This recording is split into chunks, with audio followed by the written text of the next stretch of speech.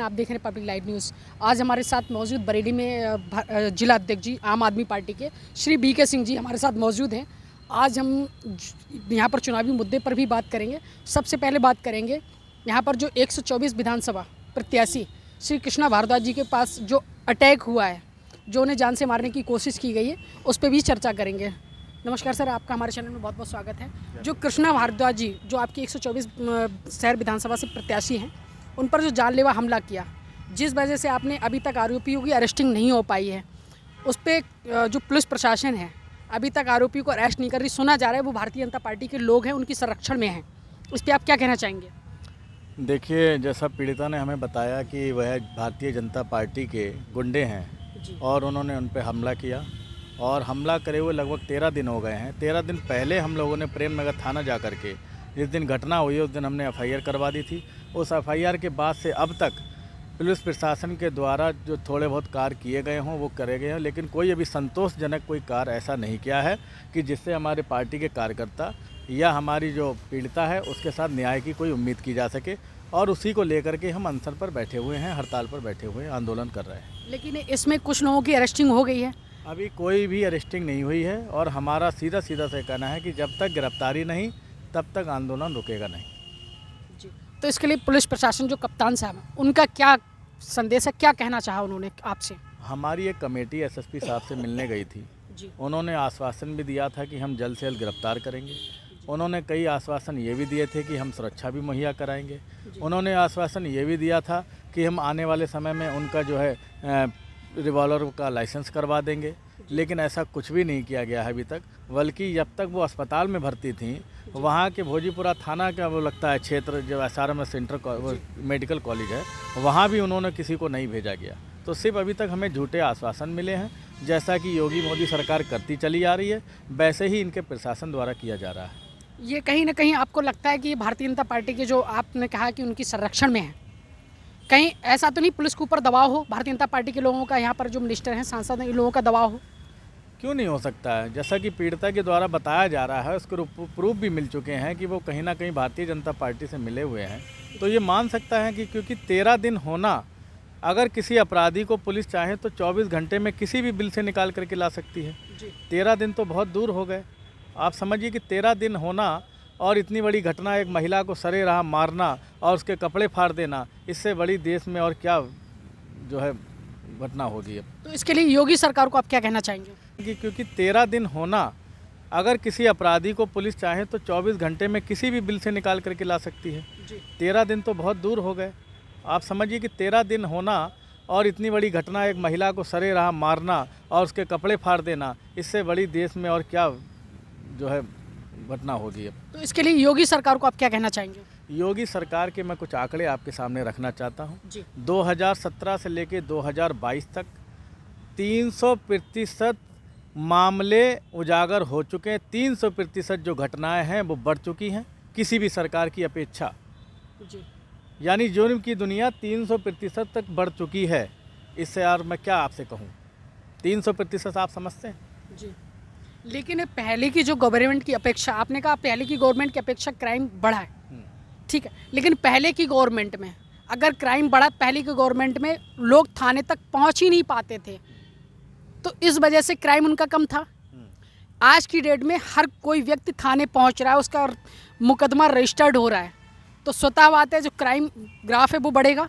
जब रजिस्टर्ड हो रहा है, पहले रजिस्टर्ड थाने तक लोग पहुंच ही नहीं पाते थे, अब तो रजिस्टर्ड हो रहा है, तो इस वजह से आपको लग रहा है कि क्राइम का ग्राफ बढ़ रहा है? नहीं, मैं आपकी जानकारी के लिए बता दूं कि इससे पहले सपा सरकार थी और सपा सरकार ने 100 डायल स्टार्ट करी थी, ठीक है। यानी कि घर घर तक वो गाड़ी पहुंच जाती थी, घर घर तक पहुंच जाती थी और उसको रिपोर्टिंग सीधे लखनऊ होती थी। तो आपका कहाँ से कह दिया कि आपने जो है कि मुकदमे और वो नहीं पहुंच पाते थे? तो अभी भी तो वो चल रही है, सिर्फ नाम ही तो बदल गया। नाम बदलने से काम नहीं बदलते जी। आप अगर विकास का नाम विकास रख देंगे तो क्या तेज चलने लगेगा?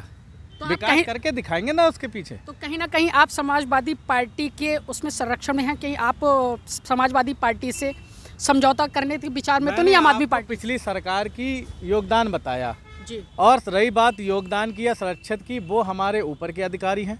वो हमारे संगठन का फैसला है, वो जो करेंगे हम उनके साथ रहेंगे, क्योंकि हम संगठन के लोग हैं। जैसा ऊपर से आदेश आएगा वैसा हम करेंगे। नहीं, आपको कहीं लगता है कि अगर अरविंद केजरीवाल जी ने, जो दिल्ली के माननीय मुख्यमंत्री महोदय हैं वहाँ पर, अगर उनका काम इतना अच्छा होता तो ये अभी आपके जो संजय सिंह जी जो प्रभारी हैं और राज्यसभा सांसद भी हैं, तो इनको क्या ज़रूरत पड़ गई मुलायम सिंह जी के जन्मदिन पर जाने की, अखिलेश जी के जन्मदिन पर जाने की, और उसके बाद में कई सारी मीटिंग्स हुई हैं। अगर उन्हें अच्छा काम किया, उन्हें आम आदमी पार्टी को लगता है कि हम अपनी पूर्ण बहुमत से सरकार बना सकते हैं और उनके काम अच्छे हैं, तो क्यों उनको समझौता करने की ज़रूरत पड़ रही है, गठबंधन करने की ज़रूरत पड़ रही है? राजनीतिक भाईचारा एक अलग होता है, राजनीतिक समीकरण अलग होते हैं, राजनीतिक परिभाषाएं अलग होती हैं। आपको लगता है 2 महीने चुनाव के रह गए, समाजवादी पार्टी और भारतीय जनता पार्टी की आमने सामने की टक्कर है, ठीक है, ये कहीं ना कहीं आप जानते हैं, जनता का रुख है, ठीक है। यही उस समय बहन जी की, जो मायावती जी पूर्व मुख्यमंत्री रही हैं, उनकी माँ एक्सपायर हुई थी, वहाँ पर आम आदमी पार्टी का कोई भी प्रत्याशी, माननीय राज्यसभा सांसद जी संजय सिंह जी वहाँ क्यों नहीं पहुँचे?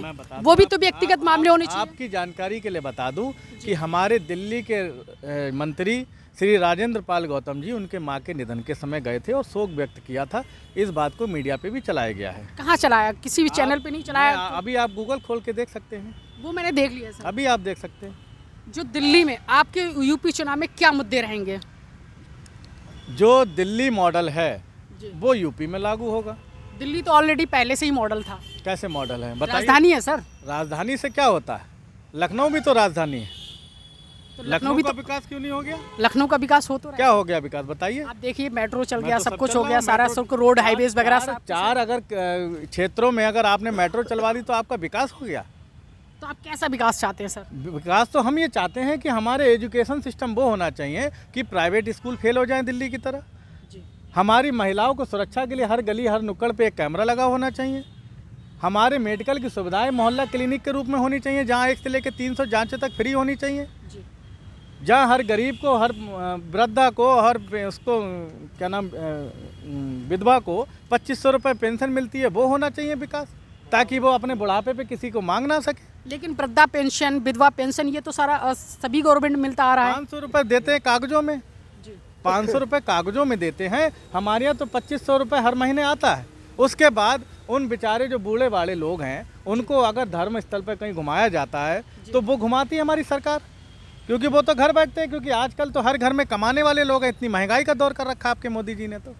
लेकिन अभी जो राम मंदिर अयोध्या, श्री अरविंद केजरीवाल जी 26 अक्टूबर को वहाँ पर गए थे और दिल्ली वासियों को संदेश भी दिया था प्रेस कॉन्फ्रेंस में कि आप भी एक बार उत्तर प्रदेश में अयोध्या घूम करके आए। तो अब अगर उनके काम इतने अच्छे, तो अब उनको भगवान श्री राम की क्या जरूरत पड़ गई है चुनाव के टाइम? श्री राम रजिस्टर्ड सुना है? नहीं, रजिस्टर्ड तो नहीं कि है वो ना। भाजपा वालों के होंगे? मेरे भी हो सकते हैं, आपके भी हो सकते हैं, किसी के हो सकते हैं, उसमें क्या दिक्कत है? लेकिन अयोध्या में जो मैं कहीं मंदिर, अगर कोई धार्मिक स्थल बना हुआ है तो मैं जाऊंगा और वहाँ पर अपनी जो भी मेरे सेवा भाव उस मन से जाऊंगा मैं। लेकिन उन्होंने उससे अभी से 8 महीने पहले जो स्टेटमेंट था अयोध्या के बारे में कि वहाँ पर हॉस्पिटल होना चाहिए, जब कोरोना सब चल रहा था कि हॉस्पिटल होना चाहिए, मंदिर नहीं होना चाहिए, तो अब उन्होंने सकते हैं, आपके भी हो सकते हैं, किसी के हो सकते हैं, उसमें क्या दिक्कत है? लेकिन अयोध्या में जो मैं कहीं मंदिर, अगर कोई धार्मिक स्थल बना हुआ है तो मैं जाऊंगा और वहाँ पर अपनी जो भी मेरे सेवा भाव उस मन से जाऊंगा मैं। लेकिन उन्होंने उससे अभी से 8 महीने पहले जो स्टेटमेंट था अयोध्या के बारे में कि वहाँ पर हॉस्पिटल होना चाहिए, जब कोरोना सब चल रहा था कि हॉस्पिटल होना चाहिए, मंदिर नहीं होना चाहिए, तो अब उन्होंने कैसा स्टेटमेंट दिया कि आप भी अयोध्या एक बार घूम के आए?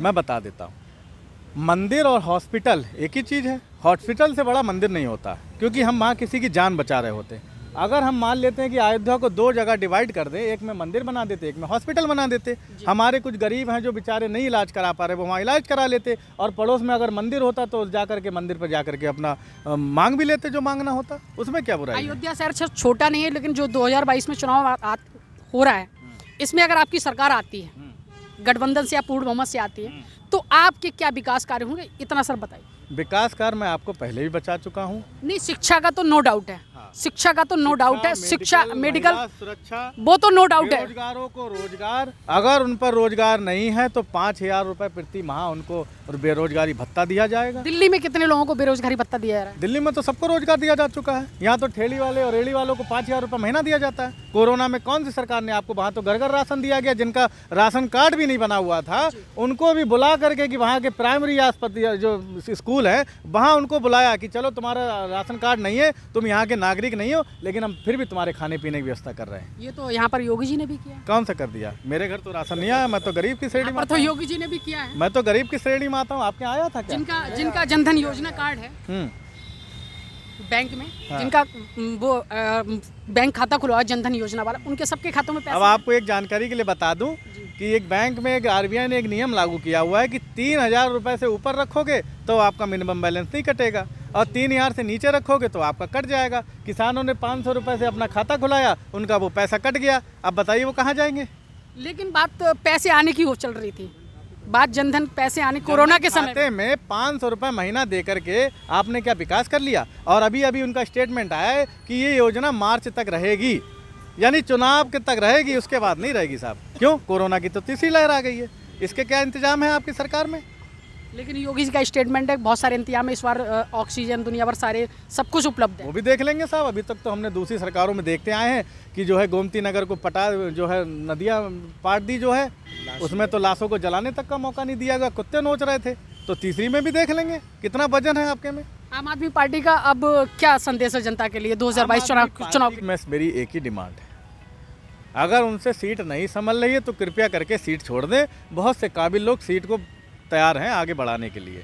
रही बात प्रशासन की, प्रशासन आप पूरे प्रदेश का नहीं बदल सकते। आप यहाँ से हटा के दूसरी सीट पर बैठा देंगे, चोर चोर मौसेरे भाई हैं। आप जब तक राजा नहीं सही आ जाएगा तब तक ये सारे प्रशासन के लोग सही चलेंगे। मतलब राजा सही आएगा तो प्रशासन ऑटोमेटिक सही चलेगा? बिल्कुल चलेगा। घर का मुखिया जब तक ठीक नहीं होगा तब तक नियम कायदे कुछ चल ही नहीं सकते। ठीक है, बहुत बहुत धन्यवाद सर आपका। आज हमारे साथ आम आदमी पार्टी के जिलाध्यक्ष श्री बीके सिंह जी हमारे साथ मौजूद थे और चुनावी मुद्दे पर चर्चाएं की काफ़ी। और जो श्री कृष्णा भारद्वाज जी हैं, उनके साथ जो घटना घटित हुई है उस संबंध में अभी तक आरोपियों की अरेस्टिंग नहीं की गई है। सुना जा रहा है कि जो आरोपी हैं वो भारतीय जनता पार्टी के संरक्षण में है, उनके ही समर्थक हैं, क्योंकि उनकी गाड़ियों पे भारतीय जनता पार्टी का झंडा प्लस बैनर लगा हुआ था। जय हिंद, जय भारत। आप थे प्रमोद आर्यन के साथ लाइव पब्लिक लाइव न्यूज़। जय हिंद, जय भारत। जी, आप ये कृष्णा भारद्वाज जी के लिए जो उनके साथ आरोपी को द्वारा जो घटना घटित की गई है, इस संबंध में आप क्या कहना चाहते हैं? और आप आरोपियों को जो अरेस्टिंग नहीं की गई है उस संबंध में आप क्या कहना चाहेंगे पुलिस अधिकारी ऐसे भ्रष्ट अधिकारियों को लिए? हमारा कहना और मानना ये है कि कृष्णा भारद्वाज पे जो हमला किया गया है वो राजनीतिक परिवेश में किया गया है। उनको इसलिए किया गया है कि आम आदमी पार्टी का जो इस तरीके से यहाँ जनाधार बढ़ रहा था, उनको कहीं ना कहीं खौफ पैदा हुआ, इसलिए बीजेपी के कथित गुंडों ने उनके ऊपर हमला किया। हमला करने के बाद ये संदेश देना चाहा कि आम आदमी प्रत्याशी अगर आगे बढ़ेगा तो उसके साथ यही होगा। भय बनाने की कोशिश की जा रही है। प्रशासन भी कहीं ना कहीं सत्ता के दबाव में है। नहीं तो आज 13 दिन हो चुके हैं, हमें धरने पे बैठने की ज़रूरत नहीं पड़ती। अभी भी कोई गिरफ्तारी नहीं हुई, किसी तरीके का केवल आश्वासन दिया जा रहा है। आश्वासन के अलावा कुछ भी नहीं मिल रहा है। यहाँ पर आपको धरना चल रहा है, यहाँ पर किसी प्रकार की कहीं आप देख सकते हैं कहीं सुरक्षा व्यवस्था नहीं है, पुलिस प्रशासन। यहाँ पर अगर आपके साथ अटैक होता है तो इसकी जिम्मेदारी कौन लेगा? हम ये यहाँ आज चौथा दिन है हम बैठे हुए हैं। आज तक हमारे लिए कहने के बावजूद भी किसी तरीके की कोई, जैसा आप देख सकते हैं, कोई सुरक्षा व्यवस्था नहीं की गई है।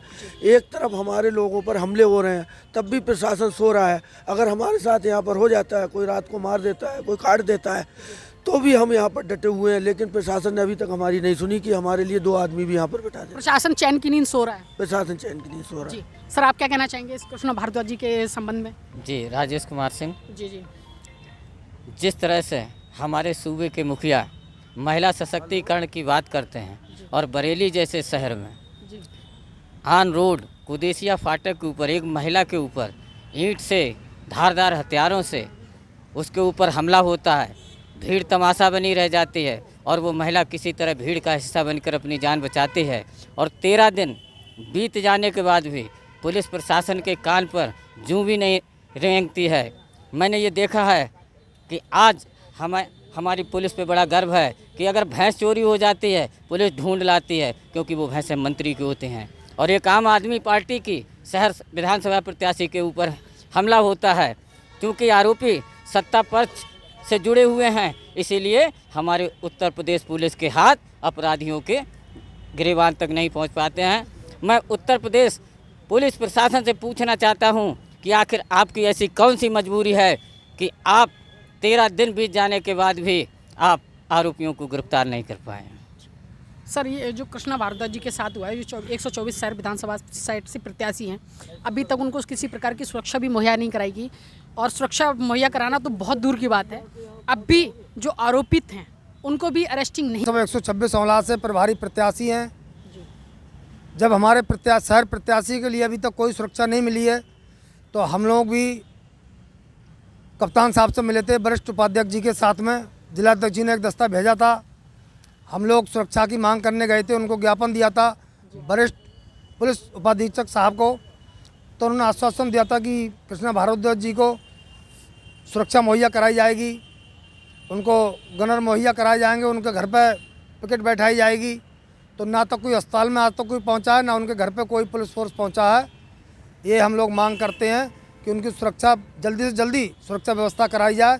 जब उनके साथ इतनी बड़ी घटना घट चुकी है, तो हो सकता है कि उनके प्राणों की आहुति उनकी हथेली पर रखी हुई है, उनके प्राण हथेली पर रखे हुए हैं। हमलावर कब उन पर हमला कर दें, अभी तक एक भी हमलावर गिरफ्तार नहीं हुआ है।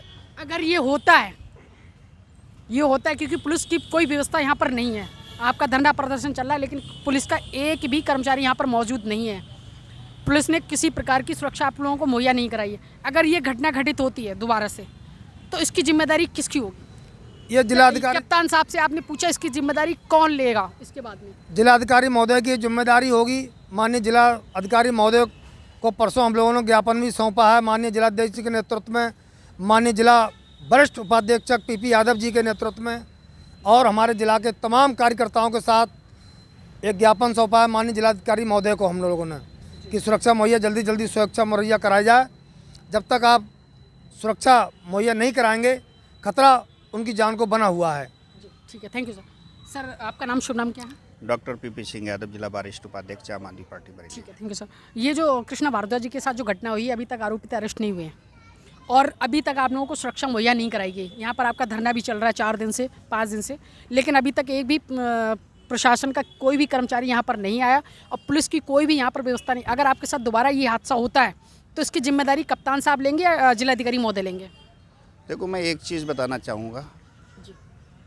श्रीमती कृष्णा भारद्वाज जी जो हमारी प्रत्याशी हैं शहर विधानसभा, उनकी लोकप्रियता बढ़ रही थी, इसलिए बीजेपी के गुंडों द्वारा हमला करवाया गया।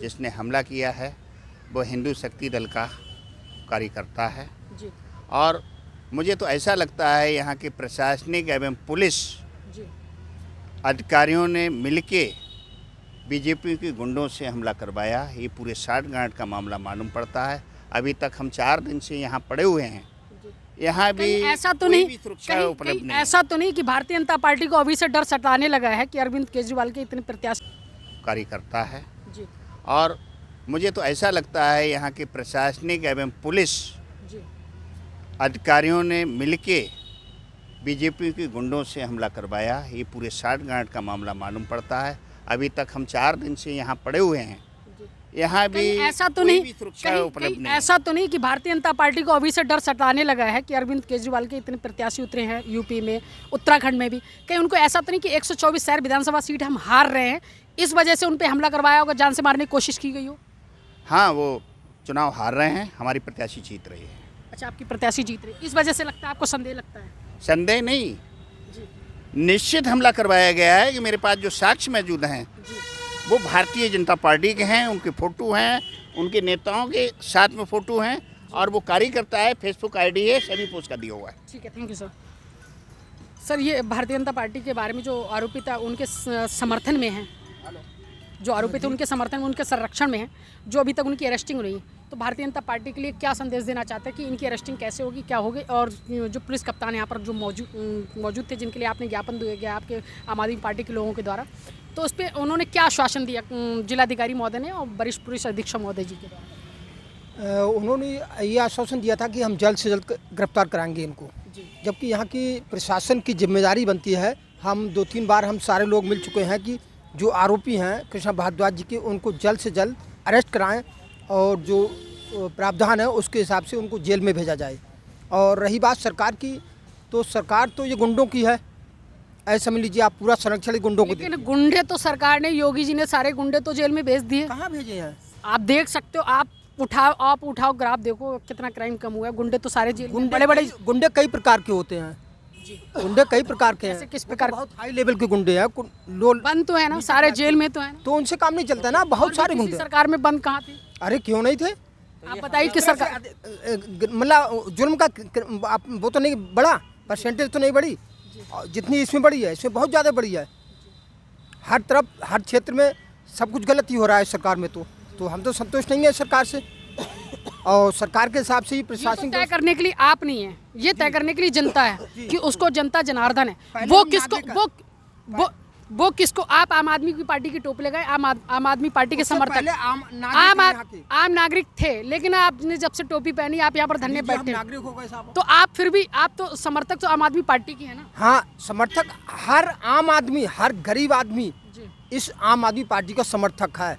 ये आपने, ये तो जनता, ये जनता डिसाइड करेगी, आप डिसाइड क्यों? जब उनको भरोसा था कि हमारा प्रत्याशी यहाँ से जीत जाएगा, तभी तो उन्हें अटक कराया। जनता ने तो ये संदेश देना शुरू कर दिया, इसलिए तो भय हुआ।